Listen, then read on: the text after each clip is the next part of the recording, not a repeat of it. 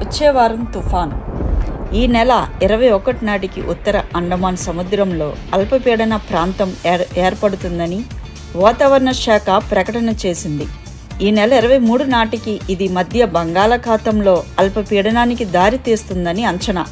దీని ప్రభావంతో ఉత్తరాంధ్ర, కోనసీమ, ఉభయ గోదావరి, కృష్ణా, గుంటూరు జిల్లాల మోస్తరు నుండి భారీ వర్షాలు కురిసే అవకాశం ఉంది. భారీ వర్షాల నేపథ్యంలో లోతట్టు ప్రాంతాల ప్రజలు జాగ్రత్తగా ఉండాలి.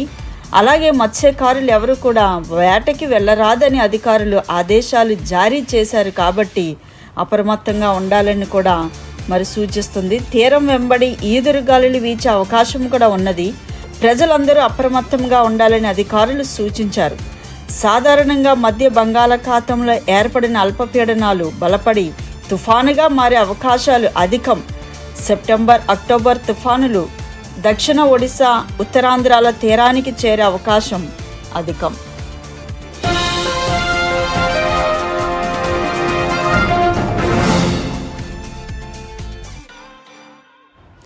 మరిన్ని అప్డేట్స్ కోసం చూస్తూ ఉండండి ఫ్రీడమ్ టీవీ తెలుగు.